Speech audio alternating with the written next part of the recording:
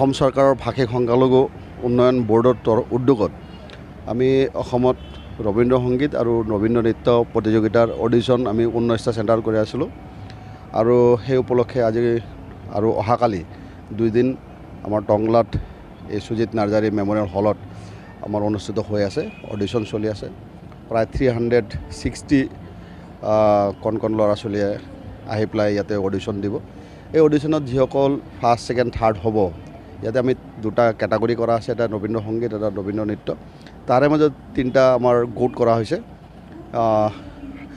প্ৰথম A group B group C group এই প্ৰতিটো গোটৰে প্ৰায় 3জনকৈ যিসকল জয়ী হ'ব তেওঁলোকে গুৱাহাটীত 12, 13, 14 তাৰিখে শংকৰদেৱ কলাক্ষেত্ৰত আমাৰ ফাইনেল কম্পিটিশ্যন হ'ব তাতে তেওঁলোক গৈ পেলাই এক খুব ভাল এটা পৰিৱেশত তেওঁলোকে কম্পিটিশ্যন অডিশ্যন দিব আৰু ফাৰ্ষ্ট ছেকেণ্ড যোন হ'ব ফাৰ্ষ্ট ছেকেণ্ডত তেওঁলোকক প্ৰাইজ ডিষ্ট্ৰিবিউশ্যন কৰা হ'ব তেওঁলোকক সন্মান কৰা হ'ব আমি আশা কৰিছোঁ এইবাৰ আমাৰ মাননীয় মুখ্যমন্ত্ৰী ডক্টৰ হিমন্ত বিশ্ব শৰ্মা ডাঙৰীয়া আমাৰ এই প্ৰগ্ৰামত উপস্থিত থাকি আমাক উৎসাহিত কৰিব আৰু আমি এটা খুব নিয়ম বান্ধি দিছোঁ সেই নিয়মৰ মাজতে গোটেই প্ৰগ্ৰামটো হৈ আছে কোনো এটা প্ৰগ্ৰামতে জাজসকল সেই সংশ্লিষ্ট ডিষ্ট্ৰিক্টৰ পৰা নহয় অন্য এখন ডিষ্ট্ৰিক্টৰ পৰা আহা কৰা হৈছে ব্যৱস্থা আৰু আমি যেতিয়ালৈকে জাজসকল ইয়াতে উপস্থিত হয় তাৰ আগলৈকে আমি তেওঁলোকৰ আমি কোনো ধৰণৰ পৰিচয় আমি কোনো যিসকল পাৰ্টিচিপেণ্টছ আছে তেওঁলোকৰ ওচৰত ৰখা নাই কাৰণ কি কোনো ভাবিব নালাগে যে পাৰ্টিচিপেণ্টছসকলে যে তেওঁলোকৰ মনত কোনো ধৰণৰ মানে আশংকা আহিব নালাগে যে তেওঁলোকে যি কৰি আছে কোনোবা ধৰণৰ পাৰ্চিয়েলিটি হ'ব পাৰে তেনেকুৱা এটা খুব ভাল এটা প্লেটফৰ্ম আমি দিবলৈ যত্ন কৰিছোঁ বিশ্ব কবিগুৰু ৰবীন্দ্ৰনাথ ঠাকুৰৰ যি গান এই গান যাতে আমাৰ কণ শিশুসকলৰ মাজত জনপ্ৰিয়তা কৰিব পাৰোঁ আৰু তেওঁৰ সৃষ্টিৰাজি যদি আমি জীয়াই ৰাখিব পাৰোঁ সেইটো আমাৰ অসম চৰকাৰৰ সংখ্যালঘু উন্নয়ন বোৰ্ডে যি প্ৰচেষ্টা লৈছে তাত আমি শলাগ লৈছোঁ আৰু টংলাৰ পৰা আমি আজি 366জন প্ৰতিযোগী অংশগ্ৰহণ কৰিছে আৰু ইয়াৰ পৰা আমি যি চিলেক্ট হ'ব তেওঁলোকক মোৰ সমষ্টিৰ বেছিখিনি মোৰ সমষ্টিৰ প্ৰতিনিধি হ'ব আৰু তেওঁলোকক আমি ব্যৱস্থা সহকাৰে আমি গুৱাহাটীত নিয়াৰ কাৰণে আমি চেষ্টা কৰোঁ আৰু ইয়াৰ পৰা যাতে ভাল টেলেণ্ট ওলায় সেইটো আমি চিন্তা চৰ্চা কৰিছোঁ আৰু তেওঁলোকক আমি উৎসাহিত কৰিছোঁ না একচুৱেলি মানে এইটো আৱাৰনেছ প্ৰগ্ৰাম হয় না মানে লিংগুইষ্টিক মাইনৰিটি বোৰ্ডে যিটো ইনিচিয়েটিভ লৈছে তেওঁলোকক আমি ধন্যবাদ জ্ঞাপন কৰিছোঁ বিকজ এইটোৰ পৰা ৰবীন্দ্ৰ নৃত্য যিটো ৰবীন্দ্ৰ কালচাৰ এইটো ধৰক বেলেগ কালচাৰ তো এইটো আমাৰ অসমত আছিলে এতিয়াও আছে মানে এতিয়া আৰু ফ'কাছটো বেছিকৈ হৈ আছে গতিকে মই বিশেষকৈ লিংগুইষ্টিক মাইনৰিটি যিবিলাক মানে এই প্ৰভিশ্যনটো তেওঁলোকে ইণ্ট্ৰডিউচ কৰিছে ধন্যবাদ জ্ঞাপন কৰিছোঁ ইমানে থেংক ইউ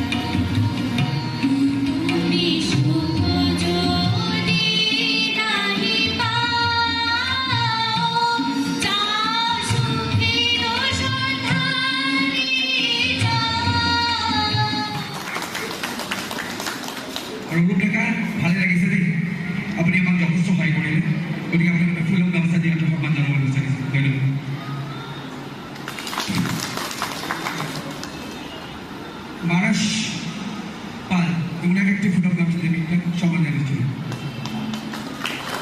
ধন্যবাদ ধন্যবাদ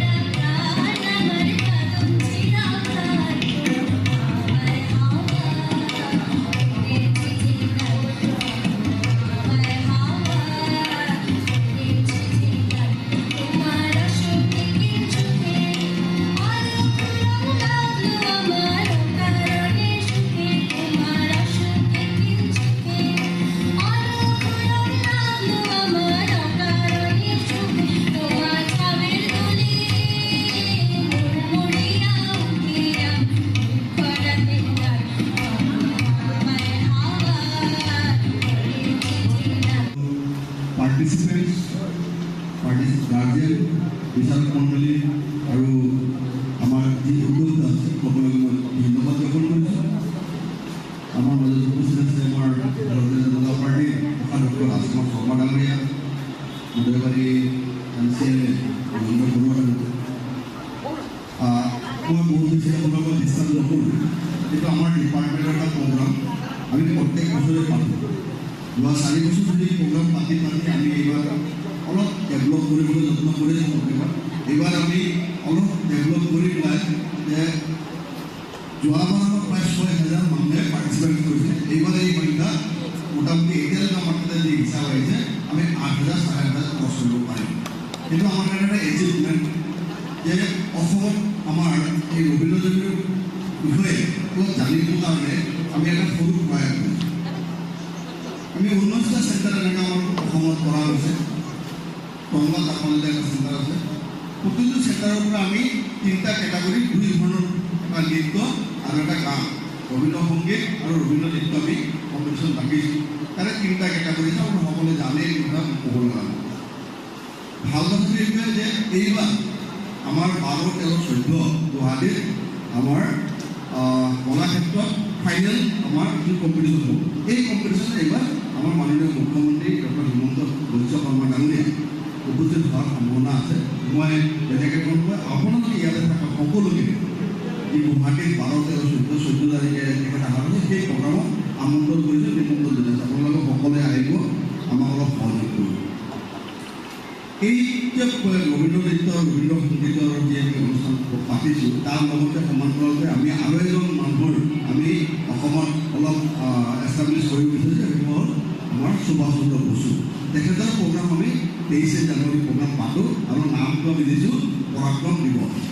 এই মই ইতিমধ্যে হৈ গ'ল যদিও নেক্সট টাইম আকৌ অহা বছৰ হ'ব। আপোনালোকে সেই প্ৰগ্ৰামত তেখেতক যাতে অলপ সন্মান দিয়ে তাৰ কাৰণে আমি ইয়াৰ পৰা আপোনালোকক অনুৰোধ কৰিছোঁ। এই প্ৰগ্ৰামটোত আমি গোটেই পাৰ্টিচিপেণ্টক আমি চাৰ্টিফিকেট দিছোঁ, চৰকাৰীভাৱে চাৰ্টিফিকেট দিছোঁ।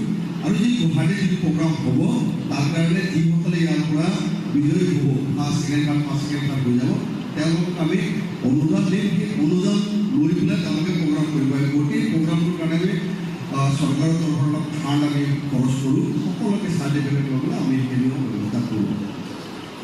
যিসকলে ইয়াৰ পৰা ফাৰ্ষ্ট ছেকেণ্ড থাৰ্ড হ'ব তেওঁলোকে যাব। আমি তাতে খোৱা লোৱাৰ একো ব্যৱস্থা নকৰোঁ। সকলো ব্যৱস্থাৰ কাৰণে আপোনালোকে ডাইৰেক্টলি আমি পইচা দিম আৰু সেই পইচাৰে আপোনালোকে যাব, সেই পইচাৰে থাকিব, সেই পইচাৰে খাই লৈ আকৌ ৰিটাৰ্ণ হ'ল। আমি তাৰ কাৰণে আপোনালোকক কোনো ব্যৱস্থা দিম। কিন্তু আপোনালোকে যদি বিচাৰে যে আমাক অলপ যোৱাৰ ব্যৱস্থা কৰি দিয়ক, তেতিয়া আমাৰ দিগন্তদা আছে, নতুনকৈ আমাৰ বিধায়ক হৈছে, দিগন্ত আছে, আমি ক'ম আপোনালোকে যদি আপোনালোকৰ ইচ্ছা হয় সুজিত আছে আমাক সহায় কৰি দিব, আপোনালোকে আমি সেই ব্যৱস্থাটো কৰি দিব পাৰিম। হয় বুলি কৈছে, আপোনালোকে সকলো কৰি লৈছে। এইকাৰণে তেখেতৰ কাৰণে এটা ভালকৈ হাস্য কৰি দিয়ক, আপোনাক ভোট দিয়ক, অনুষ্ঠান ভালকৈ চলাওক।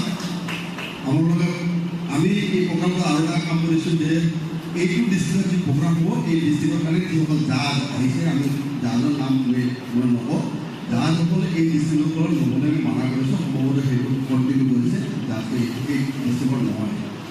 থাকি যাতে আমাক কাৰো মনত কোনো ধৰণৰ মানে সংখ্যা নহয় যে আমাক লগত পাৰ্চেণ্টেজ কৰিছে, এইটো যাতে কোনো নহয়। আমি এটা ভাল এটা প্লেটফৰ্ম দিব যত্ন কৰিছোঁ, ল'ৰা ছোৱালীবিলাক ভালকৈ উঠি আহক, যাতে তেওঁলোকে ভৱিষ্যতত গৈ পেলাই আৰু ভাল কৰিব পাৰে। অসম চৰকাৰৰ ফালৰ পৰা আমি এইখিনি এটা প্ৰয়াস কৰিছোঁ।